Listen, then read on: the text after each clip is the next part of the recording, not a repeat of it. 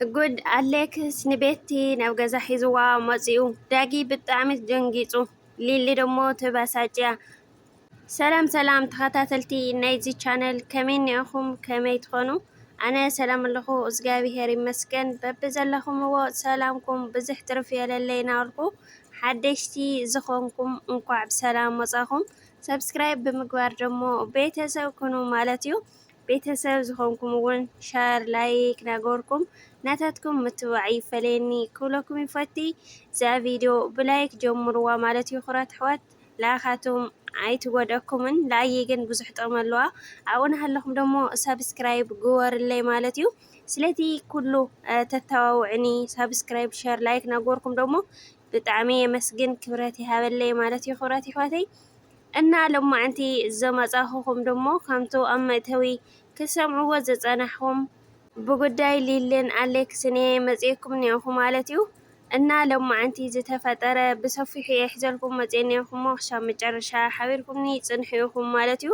ሎማዓንቲ ከቢድ ነገር እዩ ተፈጢሩ ንሱ ደሞ ኣሌክስ ናብ ደገ ምስ ከደ ካብኡ ክምለስ ከሎ ደሞ ንቤቲ ሒዝዋ እዩ ተመሊሱ ማለት እዩ። እዚ ዝረአየ ዳጊ ደሞ ብጣዕሚ እዩ ሰንቢዱ ኣሌክስ ተኾነ እውን ዘይተጸበዮ ዳጊ ኣብ ገዛ ስለ ዝጸንሖ ብጣዕሚ እዩ ሰንቢዱ ብተግባራቱ ኩሉ ደሞ ኣሕፊርዎ እዩ ማለት እዩ።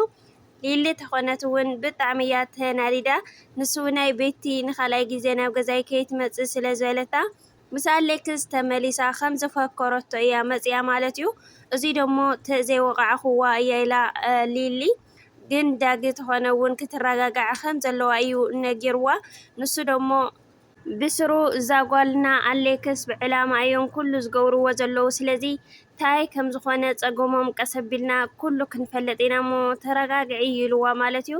እንተኾነ ግን ዳጊ ኩሉ ዝገበሮ ኣሌክስ እዩ። ንኣሌክስ ነጊርዎ ብድሕሪ ደሞ ምስ ቤቲ ኩሉ ዘለዎም ርክብ ክሓቶ ከሎ ደሞ ኣሌክስ ብጣዕሚ እዩ ሓፊሩ ብቱ እውን ስልኪ ዘየልዕሎ ዝነበረ መልሲ ስኢንሉ ነዛ ዓይኑ ክሪኦ እውን ትብዓት ኣይረኸበን ማለት እዩ።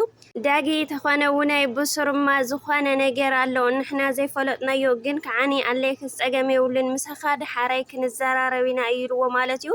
ብምቕጻል ንቤቱ ናይ ኣነ ዳጊ ይበሃል ዓርኪ ሊልን ኣሌክስን እየ እና ብወረት ፈልጥኒ ትኾኒ ኢኺ ኣነ ግን ሕዚኤ ንመጀመርታ እኳ ዘርእየኪ ዘለኹ እና ቤቲ እታ እዩ ሽግርኪ እንትሕዳ ሊሊ ለይፈትያ ኮይናሲ እታ ክትኮኒ ኢኺ ኣብ ሓዳር ማትኪ ንኣተኺ ትሕምስለኺ ኢልዋ ማለት እዩ። ካብኡ ረሓቒ ተቢልክ ለየርሕቐኪ ምኽንያት ገታ ይኽብል እዩ ሓቲትዋ። እንተኾነ ግን ቤቲ ዝሃበቶ መልሲ ብጣዕሚ ከቢድ እዩ።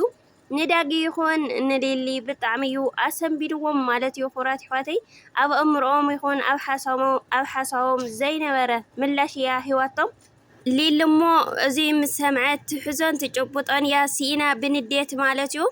ቤቲ ተኾነት ግን ካብ ኣሌክስ ዘየርሕቓ ዘሎ ምኽንያት ካብኡ ደሞ ካብ ድሕሪ ሄዚለሎ ንድሓር እውን ትርሕቕ ዶ ኣይትርሕቕን ዝሃወቶ ምላሽ እዩ ብሰፊሑ ሒዘልኩም መጽአ ኒአኹም ማለት እዩ።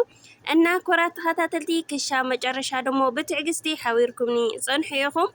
እና ኣብ ዝሓለፈ ለምስዋዕ ዝኣክል ዳጊ ሓውና መጺኡ ብዝኾነ ነገር ብውልቃዊ ጉዳያት ውናይ ጠፊኡ ከም ዝነበረ እዩ ተናጊሩ ማለት እዩ። እንተኾነ ግን ቀዳማይ ነገር ሂወት ሰብ እዩ ልዓቢ እንኳዕ ብሰላም ሃለኻ እንኳዕ ደሞ ብሰላም ተመለስካ ዳጊ ሓውና እዚ ናይ ኩለና እንሻቁሎት እዩ ነይሩ ማለት እዩ። እና ሰላም ብሰላም መምላሱ ብጣዕሚ እዩ ደስ ይልና ማለት እዩ። ኩራት ኣሕዋተይ እና ብምቕጻል ኣብ መንጎ ሊልን ኣሌክስን ተፈጢሩ ዘሎ ጉዳይ ንስኻትም ውናይ ተሻቒልኩም ናደወልኩም ድዩ ከምኡ ውናይ ብውሽጢ መስመር እናፀሓፍኩም ትጥይቁኒ ኩለኹም ታኣዩ ዚ ጉዳይ ንምንታይ ዘይተዓርቆም ትብሉኒ ዝነበርኩም ኣብ ጥቕኦም ስለ ዘይነበርኩ እየ ብስልኪ እኳ ንኩሎም ይድውለሎም ነይረ እየ። ኣሌክስ ከነጭራሹ ከልዕለኒ ስልኪ ኣይኽእልን ክሻብ ዝሓዚ ምስ ሊሊ ተኾነ ግናይ ንዳዋወል ኢና ካብኡ ደሞ ኣነ ከም ዝመስለኒ ጠንቂ መባእሲቶም እዛ ጓል እያ ኣነ እኳ ስለ ዘይፈልጣ እዙይ ኢለ ክዛረብ ኣይደልን እየ። ግን ከዓኒ ትጌጋ ናይ ኣሌክስ እዩ።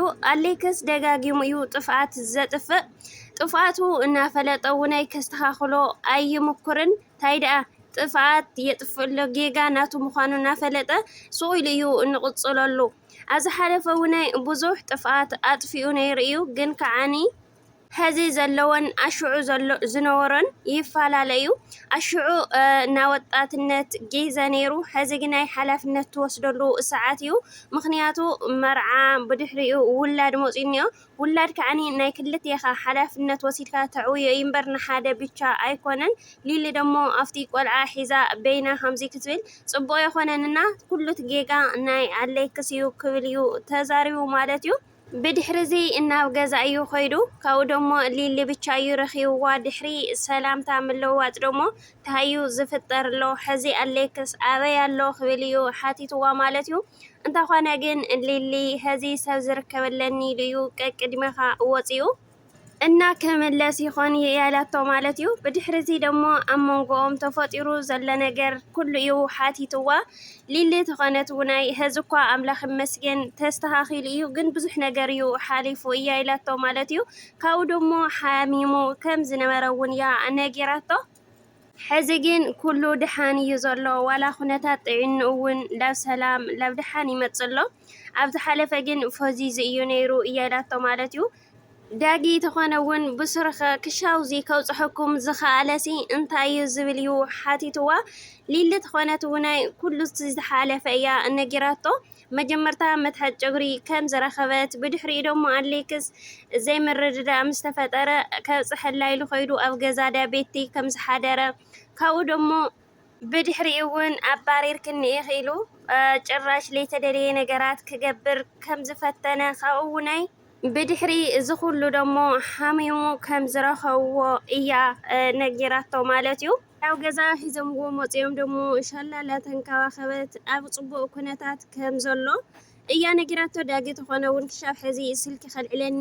ኣይካልን ዘየልዕለኒ ስልኪ ምሳየይ ስታዩ ጸጎሙ ክብል ሓቲትዋ ንሳ ደሞ ንኹሉ እዩ ዘየልዕል ነይሩ ብስሩ ከነጭራሽ ስልክሲ ኣየልዕል ነይሩ እያ ኢላቶ ማለት እዩ ንኹሉ ቤተሰብ ከም ዝኾነ እያ ነጊራቶ ዳጊ ተኾነውን ዋና ነገሩ እንኳዕ ልገዝኡ ተመለሰ ኣብ ከምዚ ምርድዳ እውን እንኳዕ ወጻሕኹም ዝተረፈ ተለውነይ ኣነ ውነይ ተዘራሪብና ኩሉ ክንፈትሖ ኢና ኢልዋ ማለት እዩ ሊሊ እውን ተኾነት ታጓል ብጣዕሚ እያ ውዒቲ ብጣዕሚ እውን እያ ትዲ ትማሊ ከይደ ኣናጊረያ ነይረ ንሱ ደሞ ንገዛየ ከይት መፀኒ ኣብ ሓዳረይ ንኸይትኣትወኒ ኣነ ደሞ ላብ ጥቃ ይኹን ንገዝኣ ለኸይከዳ ከጠንቅቓ ከይደ ነይረ ተኾነ ግን ዓቕበያ ፈታቲናትኒ ካብ ኣሌክስ ኣይተርሕቕነኒ ዝብል ምላሽ ሂባትኒ ኣነ ደሞ ተናዲደ ዘይተደለየ ነገር ገይረ ፀፊዐያ ንዓኻ እውን ትሰምዐካ ኣይመስለንን እያ ኢላቶ ማለት እዩ ዳጊ ተኾነውን ፀገም የብሉን ኣነ እኳ ንዛጓል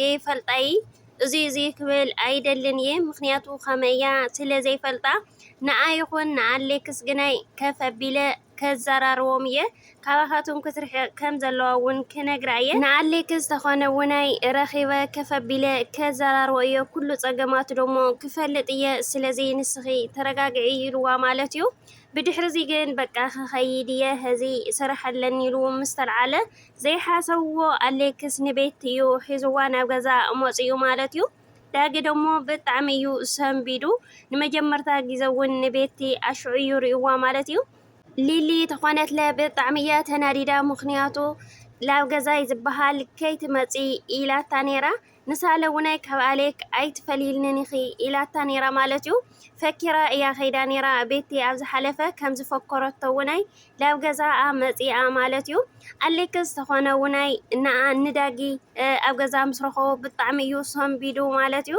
بحفرة ون نبزات وايو سينو نسدومو قدماي نجر زخلنا دوللو سلكو كالعلو أي كالن كالاي نجر كعني داقي أبجزاء خصان حنيلو سلازي حاسو بمقطال دمو أب حدارو كالايت سويتي حيزو بممصا دمو بالطعم أحفيرو مالتيو أي خوانيدو كزاروسي نتاخري أو نايس بالطعم يو بقى لابلعات ياسينو حافيرو مالتيو خراتي واتي إنا حزقناي نخلو داقي كستخاخلو كردوم تسفان قبل مخنياتو داقي لبا مستوعاليو أبز حالفوناي زخلو خفتر كلو داقي يو لاب سلام زمالا سوم مالتيو خراتي واتي ناي سلام منفسي عدلنا نخلنا زمحو ኣሕዋትና ደግሞ ላብና ቅድም ህይወቶም ላብና ሰላም ህይወቶም ይመልሶም እና ክቡራት ተኸታተልቲ ናይ ሎማዓንቲ መደበይ እዚኣ ነይራ ክሻ ብኻሊእ ትሕዝቶ ልመፀ ደሞ ናታትኩም ምብርትታዕ ይፈለየና ኣልኩ ሃናፅር ኢቶተሊኩም ኣብ ቦታ ኮመንት ተቐምጡለይ እና ብሩኽ መዓልቲ